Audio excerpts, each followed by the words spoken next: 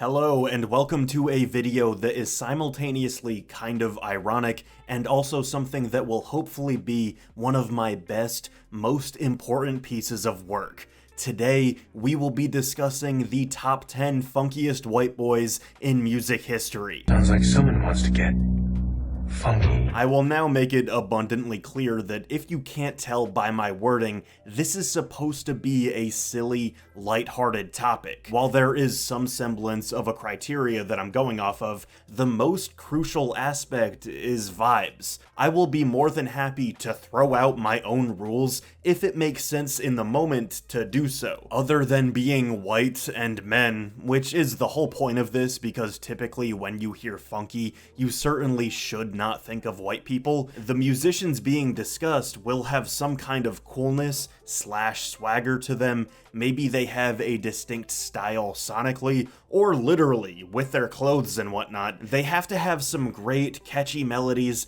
that often make you want to move around, the ability to create and ride a groove, personality on stage, or for whatever reason, if you see them and say, that is one funky ass white boy, this is the list honoring them. Obviously, this is not an objective thing either. Much of this is based on my musical taste. People that I like will be included, people that I do not like will not be included, and so on. I genuinely hope that there is a war in the comments about placements and whatnot, but that is, as long as it's under the guise of, this is a ridiculous topic to begin with, and we all agree that it's inherently goofy. Pino Palladino is one of my favorite bassists ever, but I'm more interested in talking about frontmen in this video. Daryl Hall was a close call, but he didn't quite make the cut, probably due to me just listening to everybody else and hear more. John Mayer is somebody that I thought of after I was done with my whole list, and it's tough. As a massive fan of his, I'd love the excuse to talk about him. His blues stuff and overall guitar chops could have gotten him on here, but there's something about the niche that I'm going for with this that he doesn't quite fit. The most blatant funk music genre omission is Dr. John, and plain and simple, I don't know enough about him. This is a video of me talking about my faves. I'm sure he's great, but you can blame my ignorance for this one. Donald Fagen from Steely Dan, no spoilers, but he would be redundant in comparison to somebody else on this list. Vulfpeck reminds me too much of like a nerdy Jacob Collier type, and while very funky, that's not what I'm going for. While it's not a strict rule, I'm good with goobers making it on the list, but not music dorks that are gonna soy face after somebody plays a B-flat major 7th atonal polyrhythm or whatever. And finally, it would really feel like cheating if I put him in the top 10 ever, but my dear friend Chase Segley is one to watch. If anybody makes a funky white boy list 30 years from now, expect his name to come up.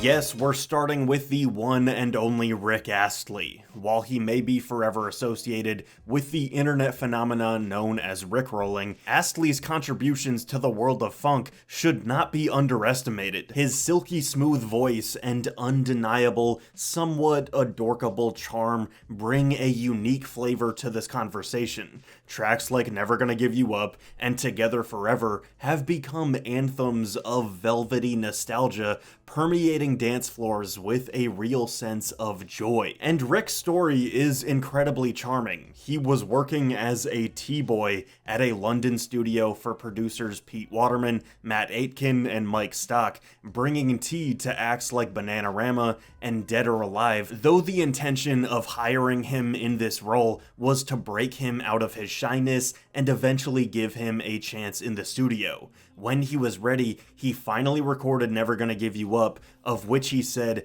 "I thought it sounded like a hit, and suddenly it was. One day I was making tea, the next day I was #1. The thing I love most about Rick is his ability to embrace his internet fame and incorporate it into his performances and career at large. His playful demeanor and lighthearted banter with the audience create an atmosphere of pure fun and celebration. Plus, nearly everyone has a story about hearing his voice and not thinking that he looked the way that he does. Astley's unexpected resurgence as a funky icon reminds us that music has the power to bring people together, even through unexpected viral phenomena. For further details on Rick Astley, his compelling story, and the one-of-a-kind way that he will always be remembered, my most viewed video on YouTube is on that very topic. Okay, while this might be a weird selection, it's my list of funky-ass white boys, and I can do whatever I want. Thom Yorke and Jonny Greenwood, the creative forces behind Radiohead, come together as a dynamic duo that push the boundaries of everything. While Radiohead might be primarily associated with alternative rock, their exploration of electronic elements and experimental sounds have yielded a discography that could fit whatever mold you're making a Watch Mojo Top 10 list about.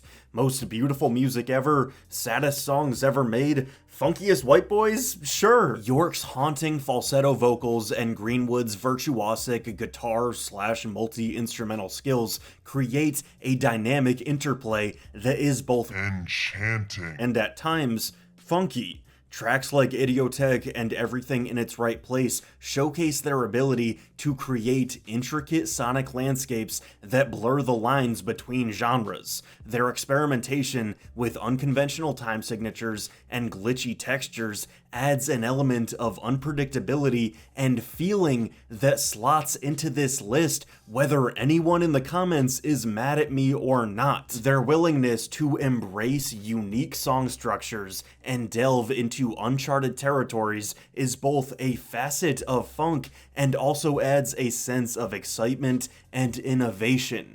Whether they're weaving together ethereal melodies or layering complex rhythms, Yorke and Greenwood's ongoing collaboration is a testament to their unwavering dedication to their art and their thought-provoking contribution to music as a whole. This is a group that I'm sure at least hundreds of thousands of people, if not millions, would call the best band in the history of music. I need you to recognize how elite of a statement that is. So when you take these albums that I'm showing on screen now, you remember that they've never really put out a dud.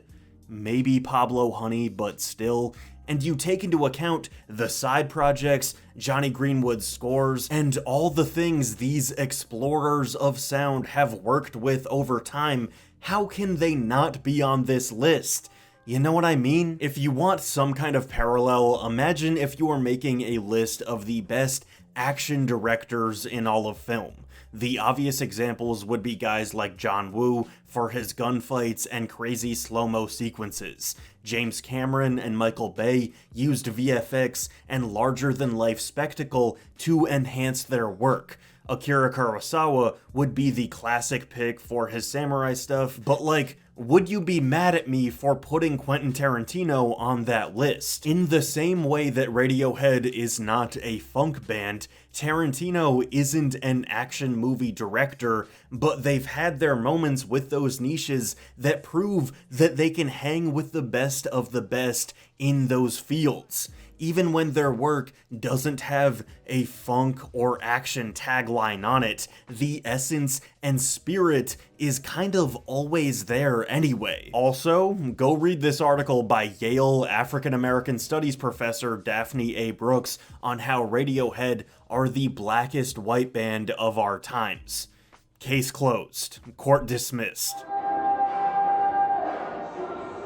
Phil Collins, or Chromebone for real fans, the legendary musician known for his work with Genesis and his successful solo career, is a multifaceted groove maestro. While he may be primarily associated with pop and rock, this dude has the heart and soul of funk folklore. Collins' drumming skills are second to none, and this percussion proficiency 100% sets him apart. Tracks like In the Air Tonight and Sussudio showcase his groove-laden beats that are impossible to resist. His precise yet soulful drumming style adds a layer of funkiness that elevates his music to new heights. But Collins' talent extends beyond his drumming prowess. His emotive vocals and impeccable songwriting skills have created timeless classics. Songs like Easy Lover and Dance Into the Light showcase his ability to blend pop sensibilities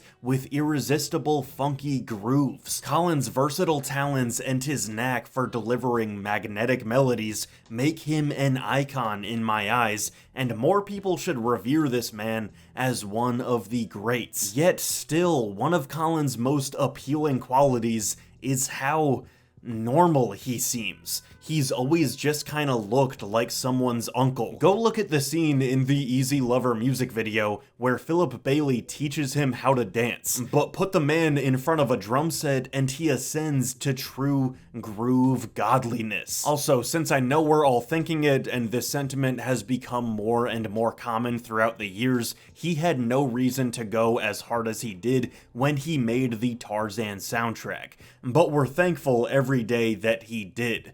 You'll Be in My Heart, Son of Man, the awesome NSYNC scatting collaboration on Trashin' the Camp, masterpieces. Now we come to the one-of-a-kind Paul McCartney, the beloved Beatle who effortlessly transcended the boundaries of time and genre. While we all know him as one-fourth of the Fab Four, McCartney possesses a vibrant, groovy nature that isn't talked about enough. His contributions to the world of music go beyond what meets the ear, as he essentially created or was at the forefront of plenty of sounds that nobody had ever heard before. McCartney's mastery of the bass guitar is nothing short of mythical. His bass lines are simply iconic, anchoring some of the most memorable tunes in music history. Whether it's the captivating flow of Come Together or the lively Got to Get You Into My Life, McCartney's bass playing adds a layer of depth and funkiness to the Beatles' repertoire. But it doesn't stop there. McCartney's solo career also reveals his capacity for weaving stirring rhythms into his music. Songs like Goodnight Tonight and Coming Up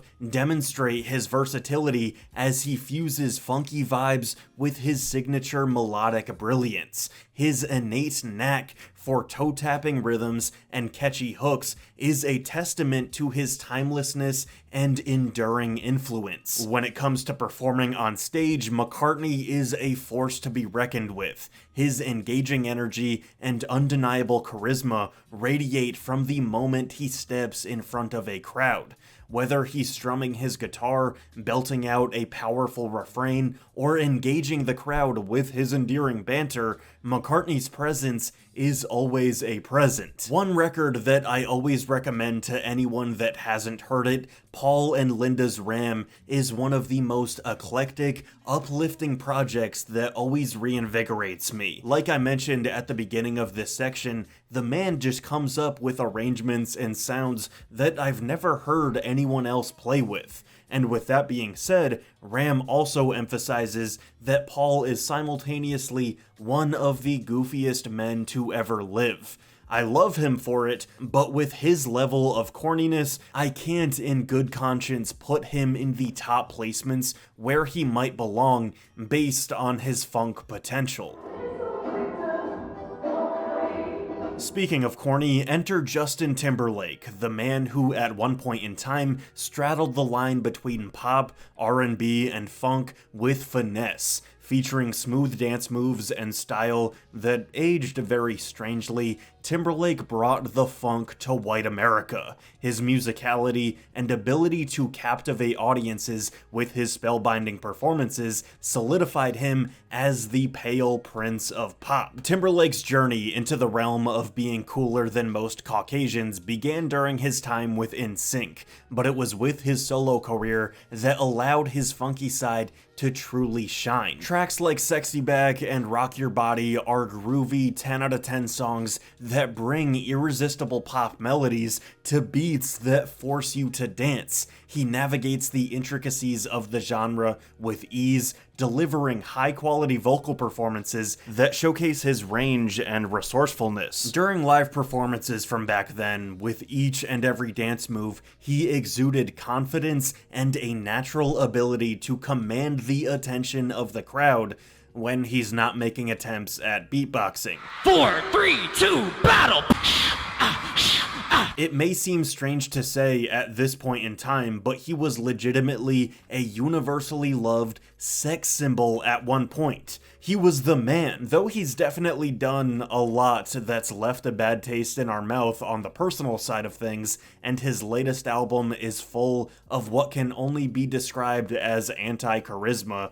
Timberlake's artistry and dedication to his craft before that time have left him as one of the most celebrated white guys to venture into contemporary R&B, neo-soul, and so on. How much of his success in this arena rests on the shoulders of guys like Timbaland and Pharrell? I'll leave that up to you to decide, but either way, he made Mirrors, and I like that song very much.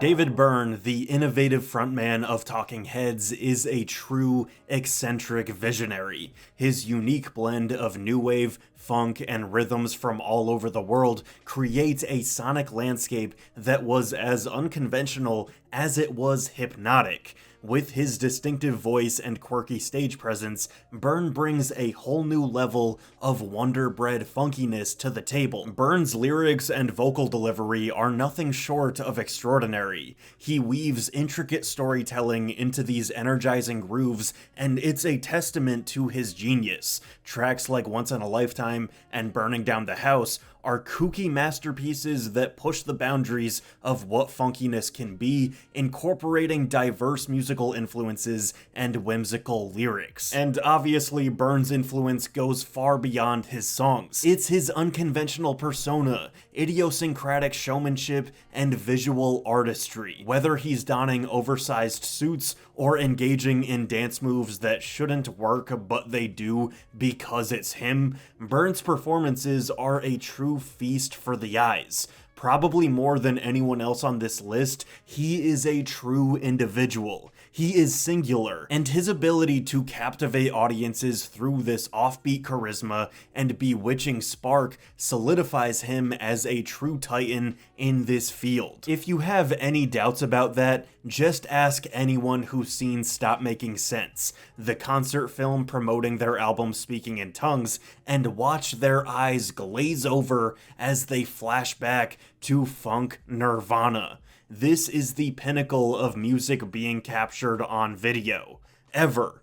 Full of dynamic choreography, evolving stage design, intimate crowd interaction, and an all-around genre-defining experience, it is the ultimate concert film.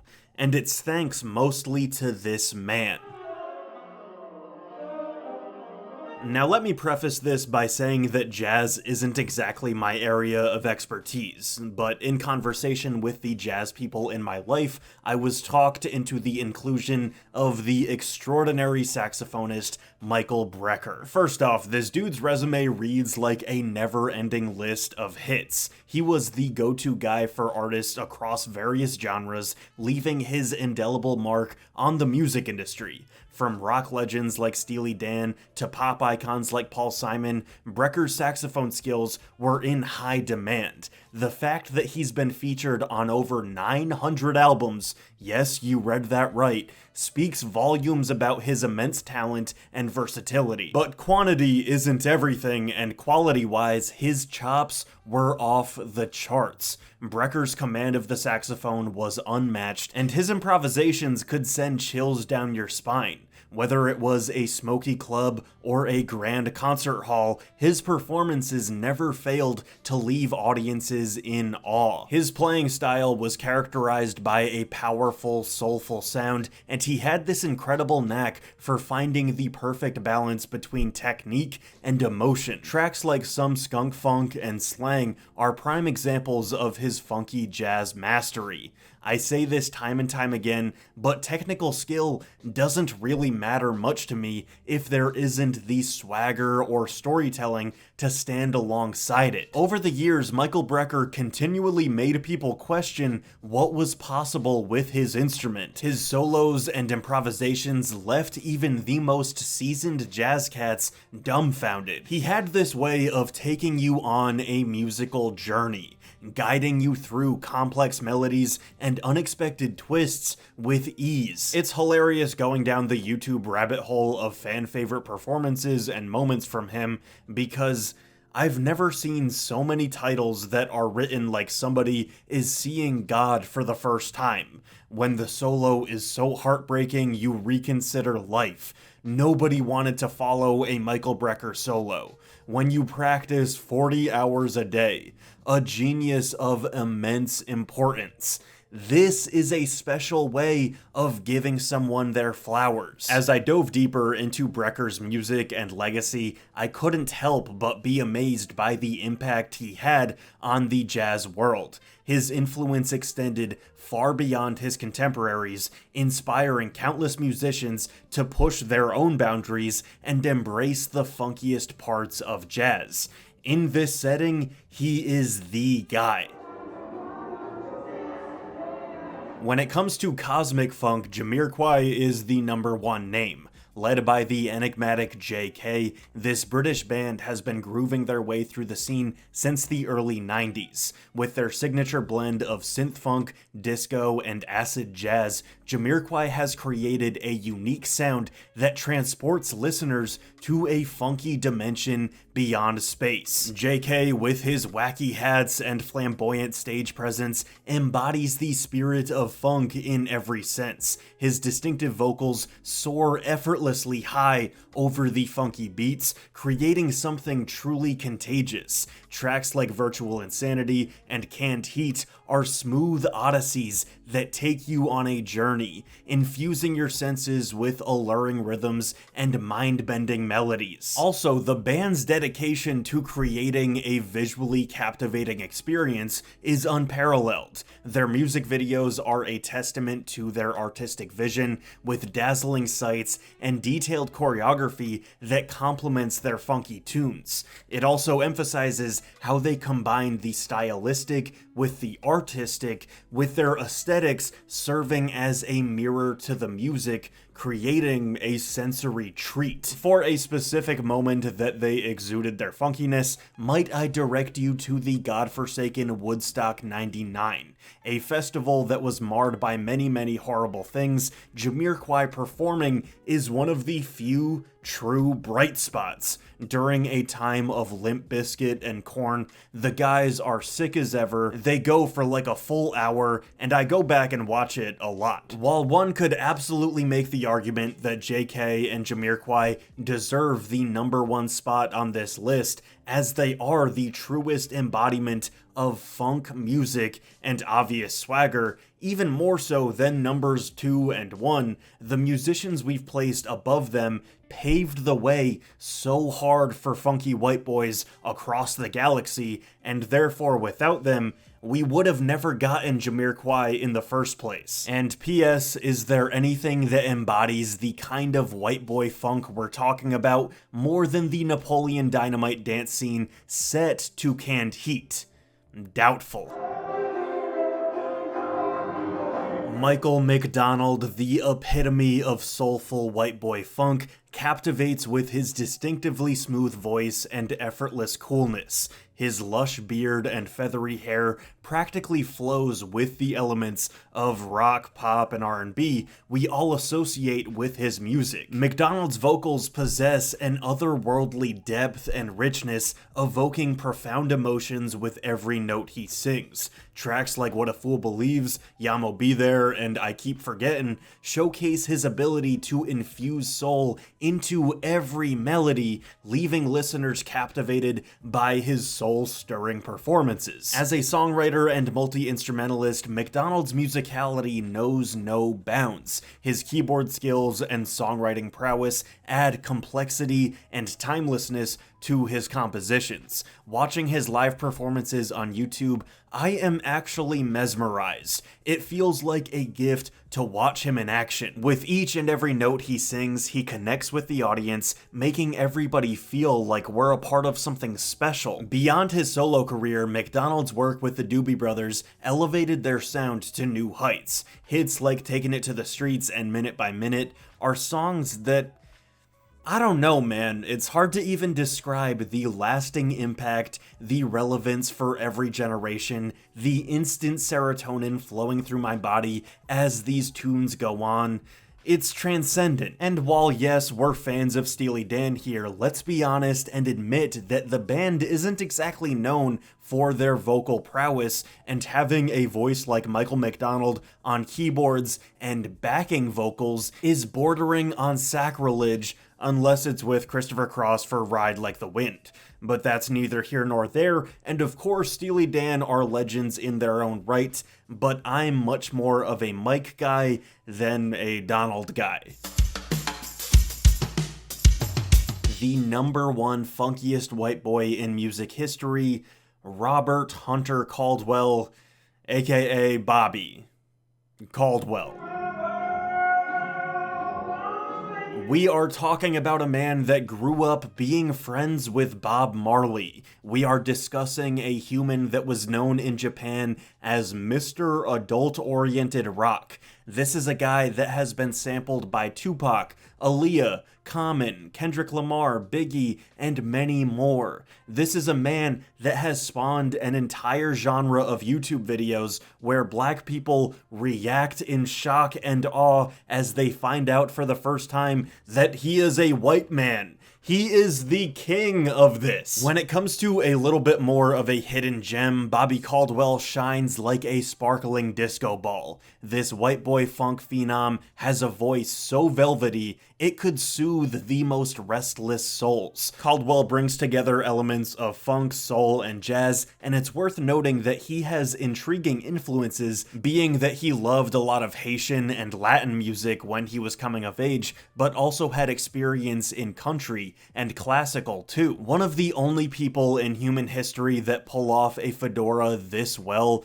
Caldwell is just so cool. It's as if music flows through his veins, channeling the spirit of funk into every note he plays. Tracks like What You Won't Do for Love and Open Your Eyes showcase his ability to navigate through genres like a funk compass, leading us to a world where everybody is moving their hips. If we're being honest, Bobby Caldwell is pretty much the standard for how is a white man singing like this. There's simply no explanation for the amount of soul coming from this man's voice, short of wizardry. His voice wraps you up in a warm embrace, and his infectious smile is enough to brighten even the dullest day. Caldwell's irrefutable talent and natural charm make him a true legend capable of igniting dance floors with a mere flick of his finger. For a glimpse at the man's immaculate vibes, just see the beach concert performance of What You Won't Do for Love. In true YouTube comment fashion, the top response on the video is, "My son was conceived on the beach during this show."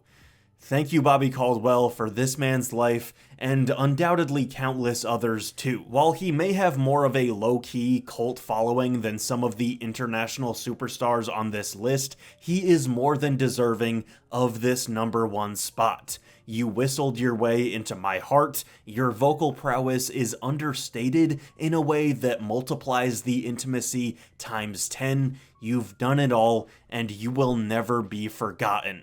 Hello, this is me after editing the video, and I'd like to apologize to Daft Punk because I forgot that they were white, because typically they're pretty silver, you know? Apologies to Daft Punk. Creating this video was a true labor of love, and I hope you all enjoyed. Like I said at the beginning, I would love to see a spirited discussion in the comments on who you think are the funkiest white boys in music history, but please keep it fun. Thank you and have a nice day. Hey, thank you for watching that big, gigantic, ridiculous video. If you want to support the channel, feel free to like, comment, and subscribe. You can follow me on social media at RenshawHS. You can support me on Patreon and Twitch. And thank you again. I'll see you soon.